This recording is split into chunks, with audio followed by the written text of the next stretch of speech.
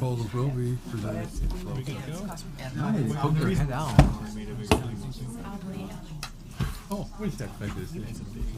John, would you just check and make sure that we're not on? We're good. We're good. Okay. Good evening.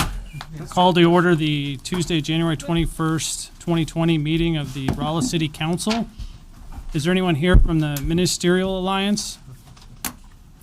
Okay. Councilwoman Marie Allen, would you lead us in the pledge? I pledge allegiance to the flag of the United States of America and to the republic for which it stands, one nation, under God, indivisible, with liberty and justice for all.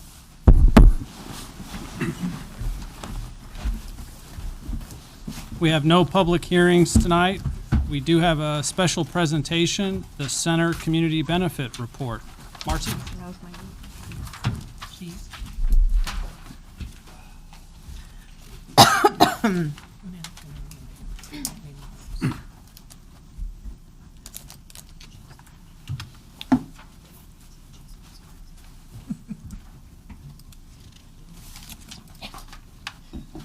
I do have some slides.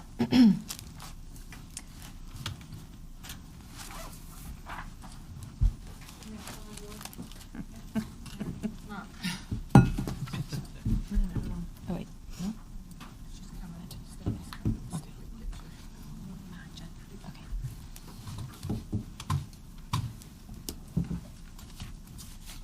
Thanks. You hit F5. Why? It's just PDFs. Okay, full screen.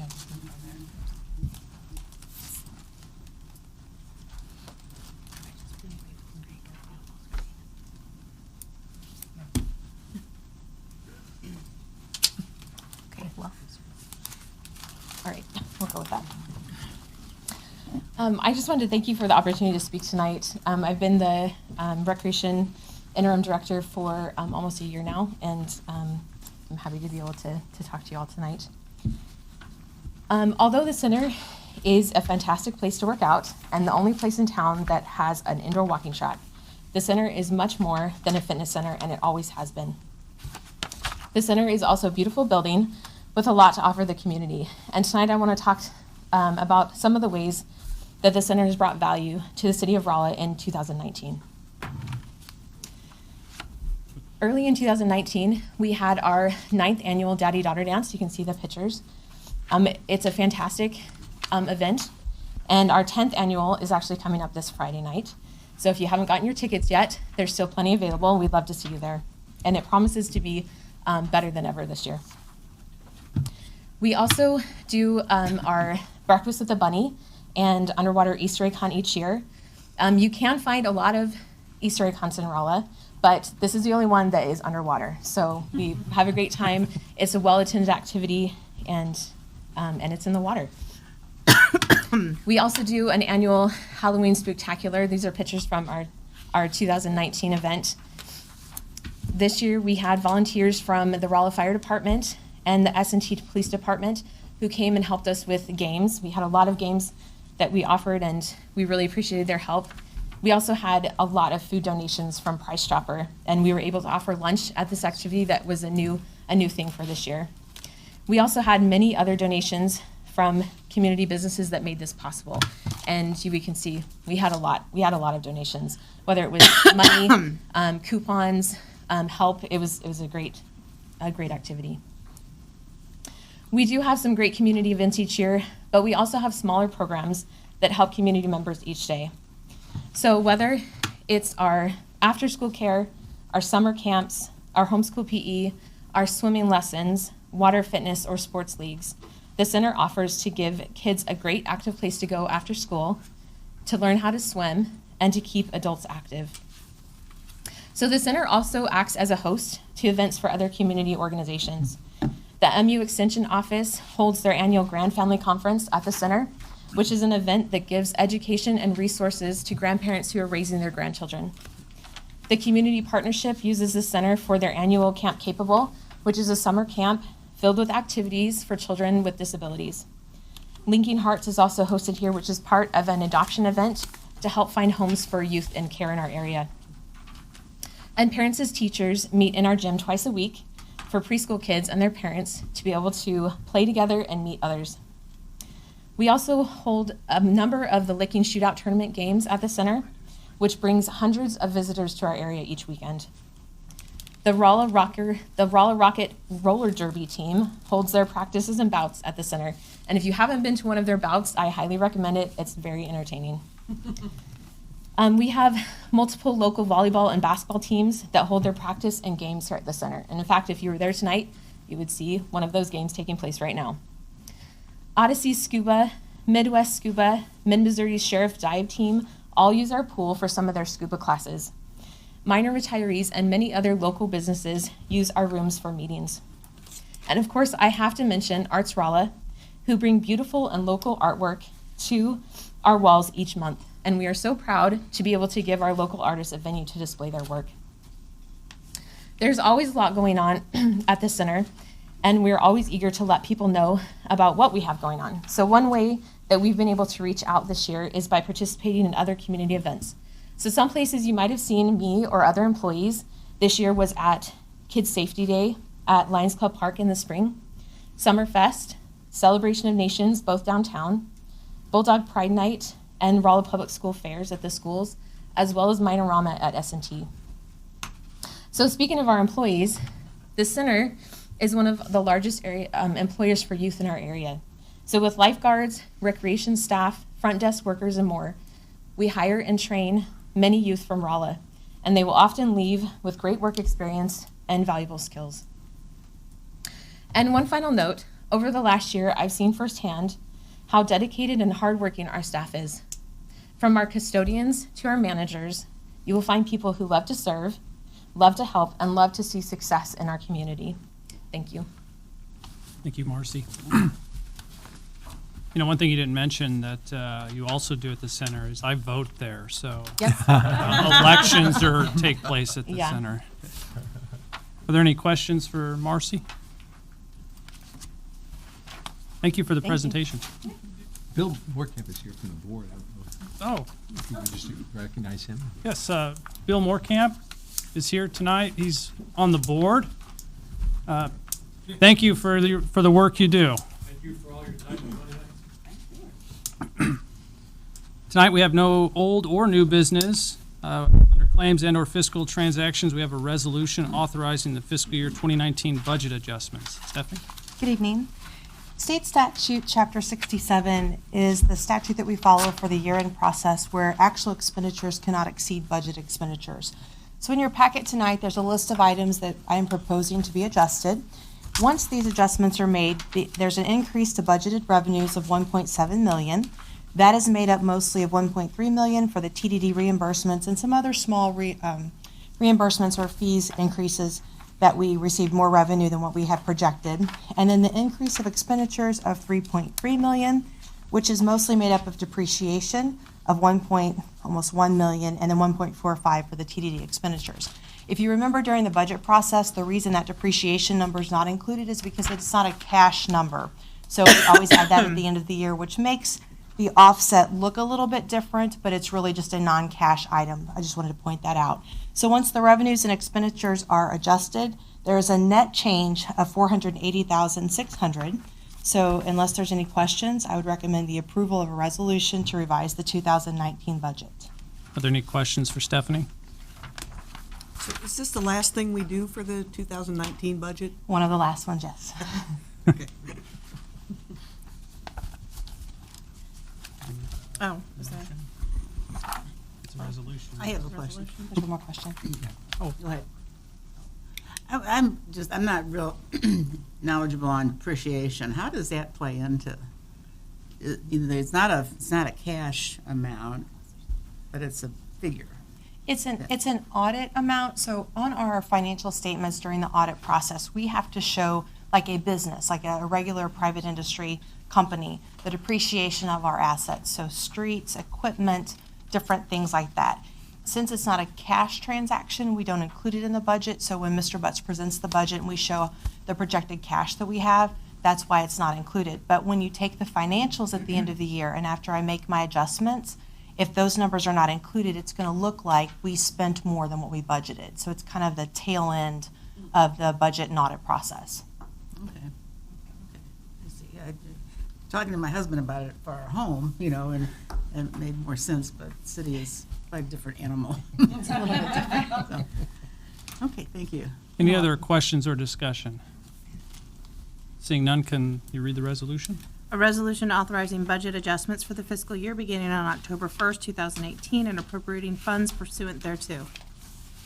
So do we make a motion to approve the resolution? Yes. All right. So moved. Second. There's been a motion and a second. All those in favor, say aye. Aye. All opposed? The ayes have it.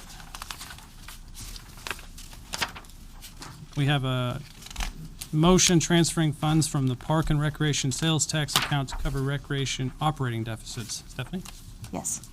In your packet, you can see the section of the city code, which is 13.31, which authorizes the council to move money from the depreciation account to cover any operating deficit, in addition to the administrative transfer and the capital expenditures transfer that takes place during the budget process. You can also see, I give a 3-year comparison of kind of to see, show the council and the public what we've been trending to do for the last couple years. And so for 2019, we are projecting revenues to come in, these are operating revenues, at $1,051,868. The expenditures are projected to come in at $1,384,334. So there's an operating deficit of about $332,466. So with this, I'm requesting permission and a motion to approve a transfer of $332,500 from the depreciation account to go into the operating account to offset that operating deficit. And I would be happy to answer any questions. David? Yeah, I've got one. I just want to clarify. I know we've gone over it before, but I'd like to refresh on it.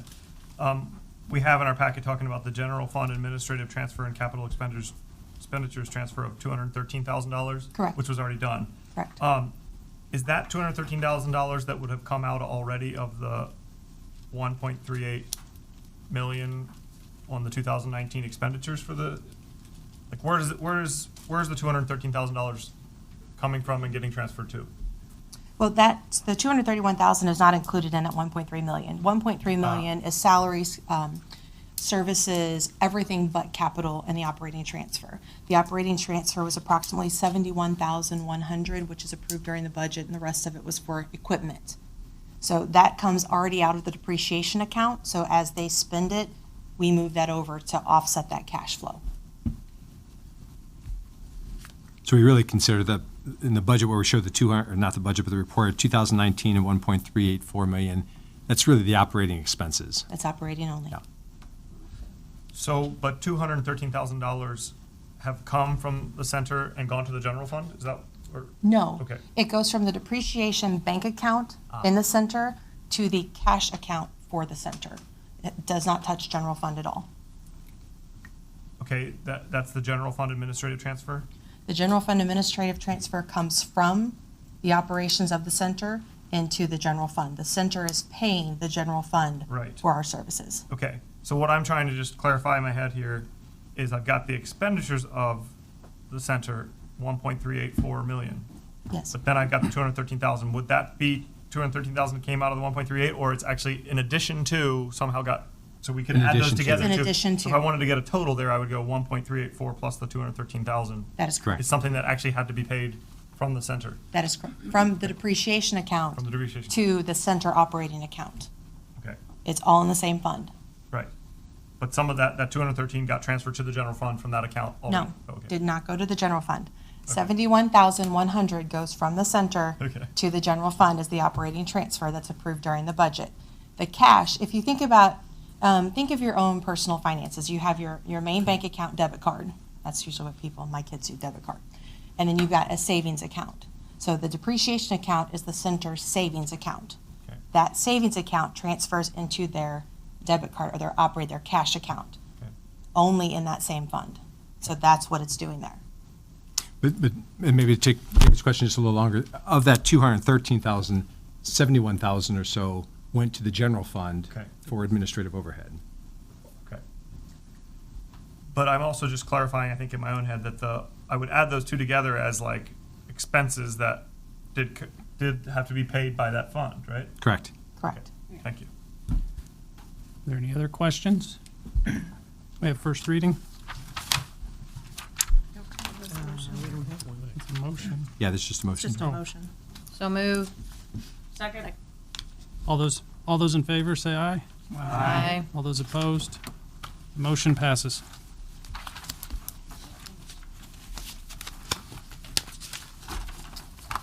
Mayor, City Council comments. We have a motion reappointing Ms. Sue Arnold to the Parks Advisory Commission. Is there a motion? Second. We have a motion and a second. All those in favor, say aye. Aye. All opposed?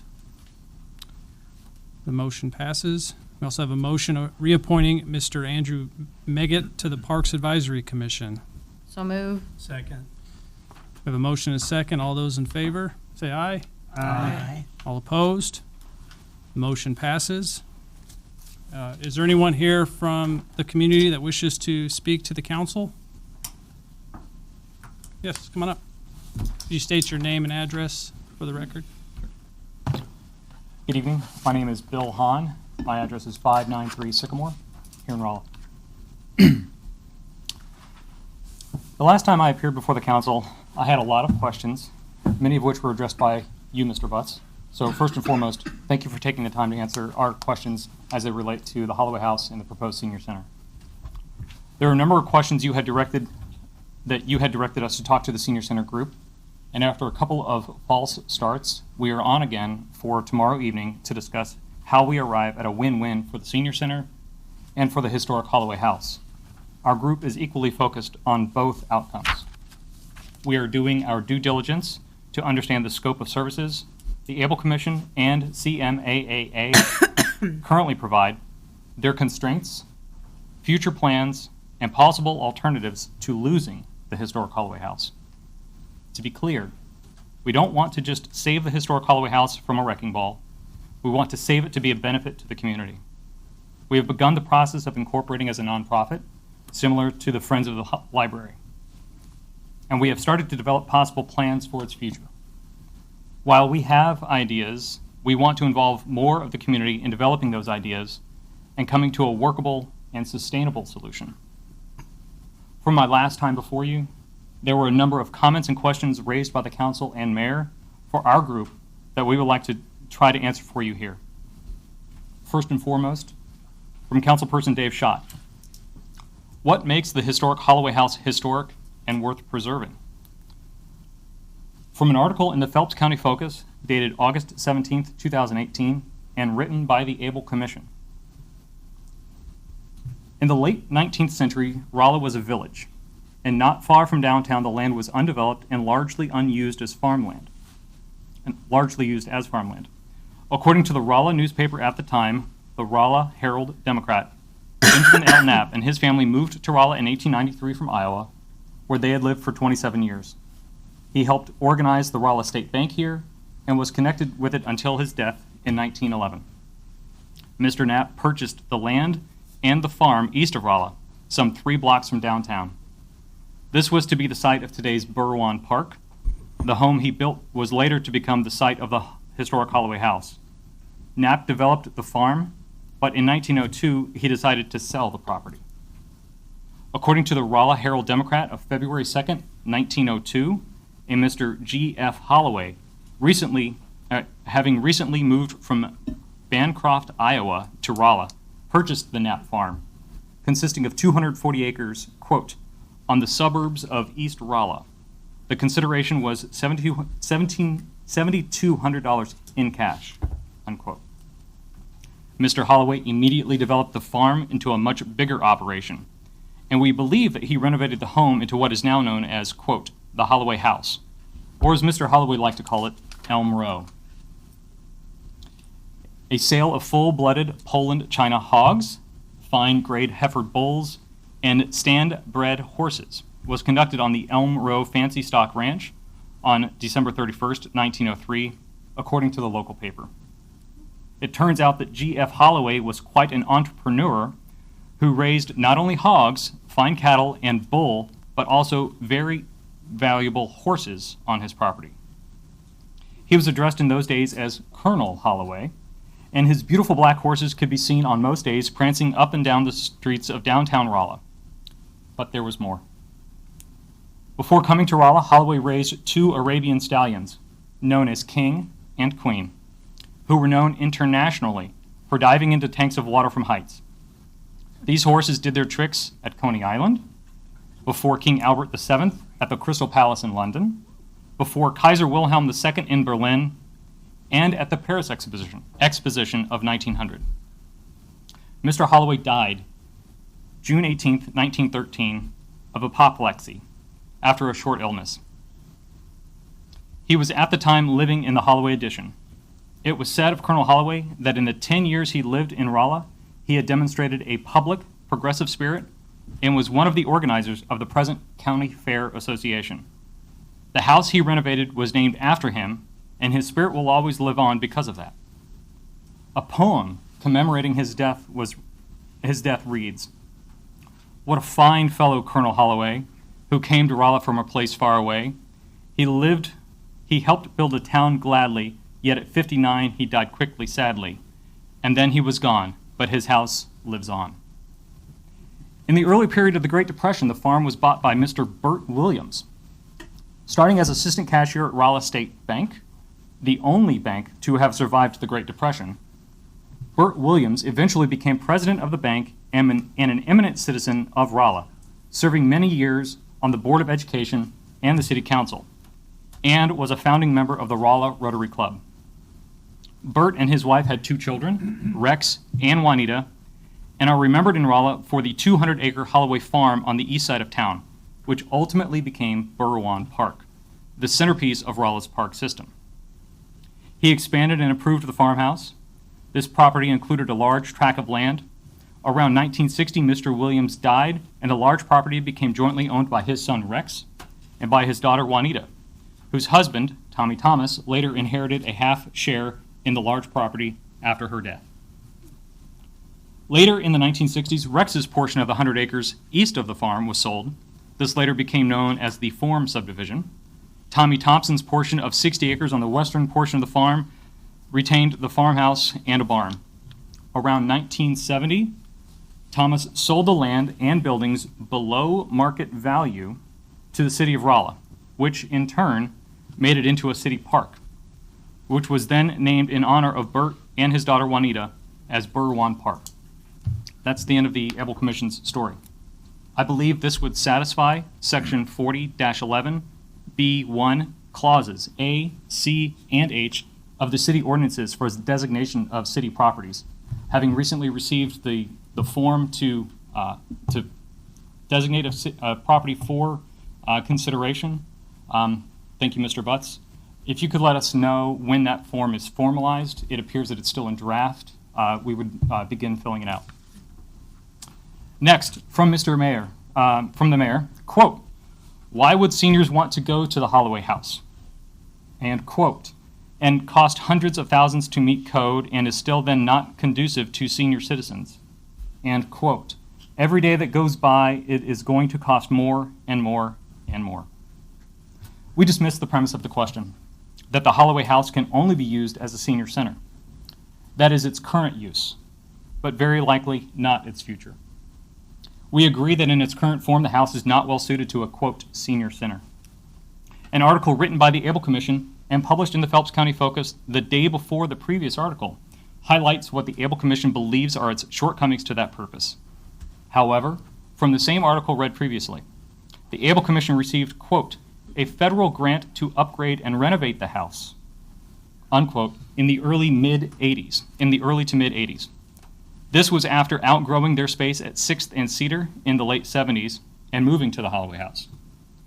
It could be argued choices then, and potentially a lack of vision or community input at the time, such as senior activity space being upstairs and offices downstairs, had created this inadequacy. As I said earlier, we have started to develop possible plans for its future. While we have ideas and we want to involve more of the community in developing those ideas and coming to a workable and sustainable solution. Next, the mayor said, quote, "Facts that we presented. coming from someone who has a vested interest in keeping the building, unquote, and, quote, suppose he's going to cook the books, so to speak, to make it historic, unquote. I would hope that with the Able Commission story presented earlier, the history of the house is not in dispute, and no one has a vested interest to cook the books to make it historic. It simply is. Next, per the mayor, quote, can't tell us what the building is going to look like because they're not that far along, unquote. And, quote, the city is not in the business of building a senior center.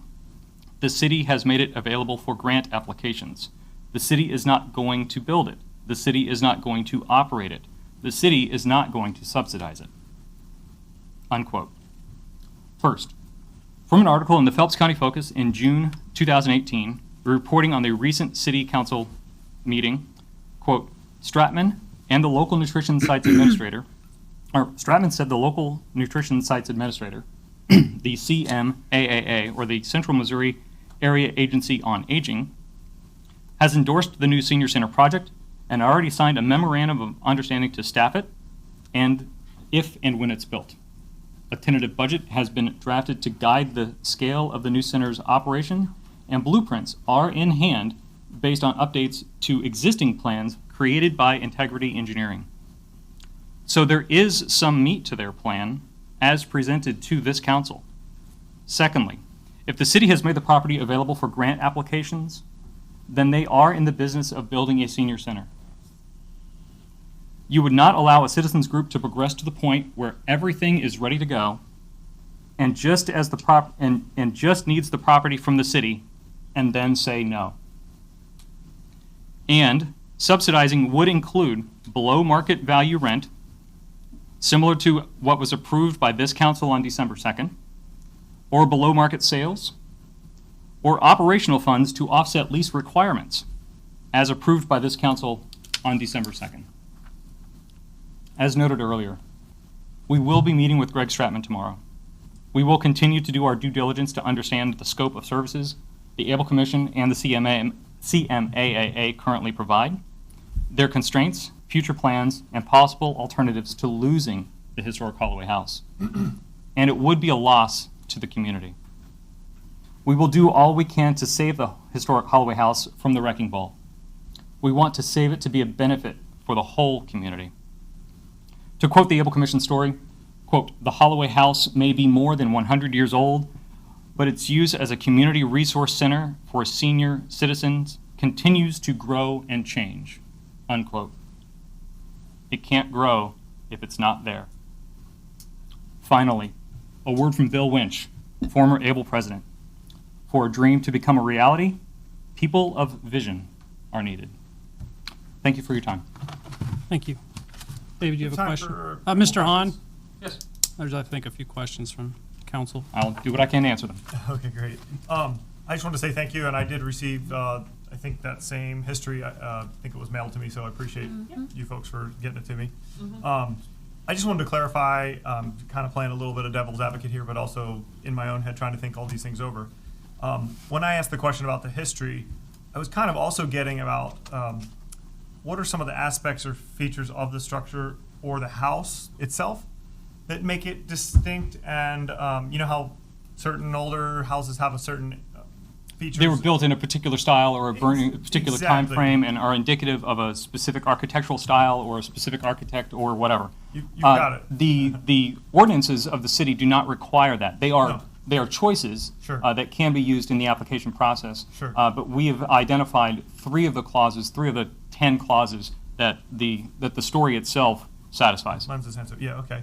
And the reason I bring it up is because, like I said, it seemed like the article had a lot about the land itself, some of the livestock that was used on it, the horses, and a lot about Mr. Holloway and some of the folks that live there.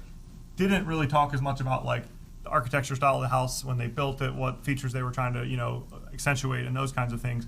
And the reason I bring it up is because you mentioned, hey, it has that historic part to it. I just was thinking in my own head that what age of a building makes it historic? For example, my house was built in 1942, but houses just like it have been torn down to make room for parking lot space at the Rolla High School. So my point a little bit there is like, I could give a little history of the people that lived in my house. It's certainly 1942. I mean, I don't know what age makes something historic, but I don't know that the design features of my house are especially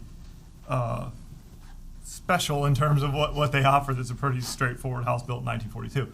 But it's just kind of a question to really also just think about that. And that's where my question was, just to clarify, if you do come up with some of those interesting features or some of the things about, hey, this is especially important too architecturally, and that's part of why we're interested in saving it. I'd be interested just to learn. Being more an about- architectural, not Sure. being an architectural historian or a historic Sure. preservationist Sure. or anything like that, I couldn't begin to answer that question. You would Sure. you would really need to consult with an expert in that field in order to make that type of determination. Sure. And I was just bringing those things up to clarify a little bit of what my question had been about. Also, nobody's doubting the fact that it could fit into the historic Into the template. ordinance as written. Yeah, it could fit into that, but maybe my house could too. I mean, I'll have to. Did somebody double check. important to the town live there once upon a time besides you? City council member. Yeah, exactly. I'll look into it. But and I also want to be clear. I appreciate that you have formed this group and that there are people that care about the Holloway House or any other thing that's going on in our city. And I think that is important to have the public input to discuss these things. So thanks for sharing us with these things with us. And if you have more information as it comes, certainly happy to use that in our decision-making process. So We'll be glad to keep the council briefed. thanks a lot. Thank you. Any other questions? Yes, ma'am. Probably way off the cuff, but I've been to Holloway House as a senior, and it is difficult in a lot of ways. Has there ever been discussion about, with the amount of land that we have, keeping Holloway House and still building a senior center on that property and maintaining both? As I understand, the size of from what I've read in the Phelps County Focus about the capital campaign that the advocates for a senior center are proposing, they're proposing something in the neighborhood of a 15,000 square foot building. Just to give you a sense of scale, that's roughly half a football field. On one level, so that it is readily accessible to seniors, I have a hard time imagining anything that big on that corner, whether the historic Holloway House was there or not. Can you move the house over a bit? You probably have an easier time moving the roads than you do Yeah, moving the exactly. house. Or redesign somehow that, Or And- use and use a or portion use- of or the u- Holloway or use House. space, and that's why we want to talk with the folks who are proposing a senior center, is to find out what alternatives they've thought through and dismissed, and why they've arrived at that location and in sake of that building for their purposes. What's so special about that corner, and why does their proposal mean that the historic Holloway House needs to go in order to support their plan or to support their idea? I don't have those answers. We've tried to get together with them a couple of times, and we're on for tomorrow. Hopefully everything works out and we can actually have that conversation. But as it stands now, I don't really know. that land is available and nobody else has donated something. Anybody want to donate land? Well, something that struck me as odd is again, per the Phelps County Focus, their capital campaign is in the neighborhood of $3 million that they're attempting to raise to build a senior center. And that's for a 15,000 square foot building, which is just huge. The Elks Lodge at the corner of Lions Club and Highway 63 is for sale, and it has been for sale for some time. The Elks did actually formally move out of that building about 4 months ago. That building has roughly 14,000 square feet. The last I saw a list price on it, it was a little less than $700,000. And if you bought a commercial kitchen for $50,000, you still have another $250,000 to put into that building to renovate it however you would need in order to serve your purposes, and still be only a third of what they're proposing to raise for a capital campaign to put something at the corner of 10th and Holloway. Not a lot of parking there, but. It's also not the most accessible, I think. Just using it as an example. Right. It's Good point, though. yeah. Thank you. Thank you. I was curious if John could shed light on the location. I know we've talked about it. Is there something obviously about we wouldn't be able to put something next to the Holloway House because that's part of the deal. We can't add on, we can only add on to what's there. Can you explain that a bit so that we Yeah. shed some light? So it's not really a factor of whether this is the right location for a senior center. That's sort of a secondary issue or a separate issue. So the grant that was used back in the 70s when we acquired the Berwan Park is a Bureau of Outdoor Land grant for outdoor purposes. So when we went to put the rec center in the park, we had no idea that that would ever be an objection to State Historic Preservation Office, who administers that grant on behalf of the federal government. And it became a huge deal called a 6F conversion. We spent 2 years, probably $50,000, and never could satisfy that requirement that said, okay, we can only put this rec center in Berwan Park, which was purchased for outdoor recreation, not indoor recreation, but for outdoor. So you have to prove to us that there's no other place that you can build a rec center.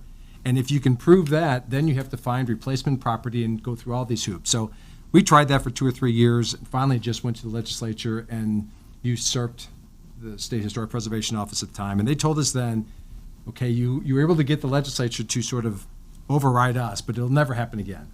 So what that means now, if it's determined, and I think it's fair game as to whether that's the only location, but if there's a desire to build a senior center in Berwan Park, State Historic Preservation has the final say on that. They're administering that old grant requirement and condition, and they're saying you can't build anything new in that park, a building, but if you take down an existing structure and you build back in proximity, even though the size would be considerably larger, they said that's close enough in meeting the guidelines. Now, that's in a couple of visits to the site from SHPO. That's conversations with SHPO. We have nothing in writing that really says that or clarifies that. But that is their position. The park was purchased for outdoor recreation. So the idea of building a 15,000 square foot building or a 6,000 square foot building in the park would meet their objection unless there was a replacement of something existing. They weren't even suggesting, well, you got to take down the Holloway House in order to do that. They were just saying, if you're going to build that building in that park, doing it at the location of an existing building is an exception that we could work into the law. So, not very clear-cut direction, but at least that's the position that we've been facing since the rec center 18 years ago, and more recently about this discussion. Yeah, I understand that if you want to go so far as to build a pavilion, even if it's open air, if it's 200 feet under roof, that you need to get their approval. We would take the position that's still outdoor. Yeah. But once you close in the sides, I think they would make a probably pretty convincing argument that that's no longer an outdoor recreational amenity, so. Yeah, and an argument could be made either way. Right. The letter of the statute says something about being under roof, Yeah, not in walled right. or enclosed. And the only other way around that again would be the legislature for some rare circumstance approving something like that again. Yeah, they're not gonna. Well, and it really didn't take action for the legislature. We used legislators who were able to contact DNR and get some relief on that. From the historic preservation. It really was, yeah, from State Historic Preservation Office. There was an employee that was really responsible for that, and he was just simply not going to interpret anything other than we have to go and find comparable property to add to the park if we are in fact going to build the rec center in the park. So, seemed like a silly process. We tried to go through the process. There really was no adjacent property to purchase. At one point, we even thought about buying the Baptist church, which was for sale. 10th Street Baptist Church was for sale at the time, and we looked at, does it make sense to have to buy that in order to add that acreage to build a building in the park? Seemed excessive. We were able to prevail, but SHPO looked very disfavorably on the whole process. So, a lot of uncertainty as to how that would proceed. Any I other should questions? add one more, because you raised a good, fair question about the Rolla Historic Preservation Ordinance, but many of the council members here were not on council when that was adopted, and you may not remember the whole discussion. So just a little background on that. We've had a Phelps County Historic Society for many, many years, done lots of good work in Phelps County and Rolla. About 7, 8 years ago, John Peterson, Community Development Director at the time, came to the City Council and suggested that we pursue a Rolla Historic Preservation Ordinance. Council was lukewarm with doing that. We went through the planning and zoning process, came to City Council. Council was lukewarm, saying, we're not sure we want to get into this game of historic preservation, but John was able to explain to them if we become adopt an ordinance and we become a historic preservation, we qualify for certain grants through the state of Missouri for inventory and development of records and declaring neighborhoods and homes, all that. So the council did adopt that ordinance 6, 7, 8 years ago. We formed a committee. It's laid out maybe a 5-6 member There's committee. a 5-person committee as defined by ordinance. Okay.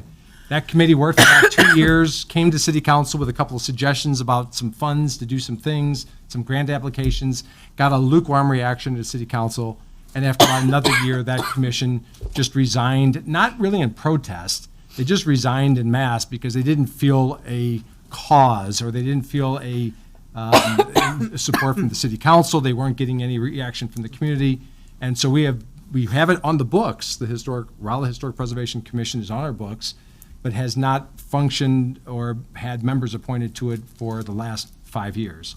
So the application form that I drafted it can only be a draft form until it's blessed by the Historic Preservation Commission, which becomes the body then to review applications and all that. So there's a little bit of a crossroads here. I think council, community, ultimately, as they have this conversation, is going to have to decide, is there some value in Rolla forming its own Historic Preservation Commission?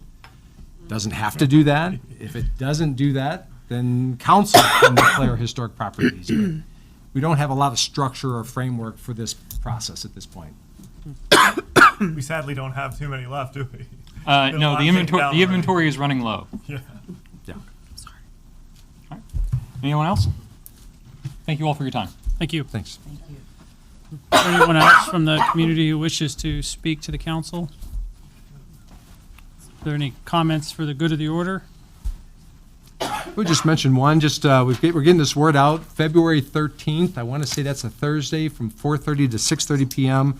at the Rec Center lobby is going to be another one of our open houses on community infrastructure projects. There'll be an update on the Move Rolla Transportation Development District, an update on our sewer treatment plant, Prop P Park projects, an airport runway program. There's just a lot going on in the next 2 years, and we want to just roll that out and make sure that the community is providing us feedback. So we'll get plenty of information out to the media. We'll repeat this at the February 3rd City Council meeting, but just to get on your early radars, February 13th, 4:30 to 6:30, just to drop in at the Rec Center to talk capital improvements for the next 2 years' worth of work. Any other comments? We have 2 items in closed session, sealed proposals and real estate. Is there a motion to go into closed session? Make a motion? Second. Roll call vote. Murphy, Yes. Henry, Yes. Allen, Yes. Boland, Yes. Schneider, Yes. Reuter, Yes. Mush, Yes. Jordan, Yes. Eberly, Yes. Roeder, Yes. Schott, Yes. Crow, Yes. 12 ayes.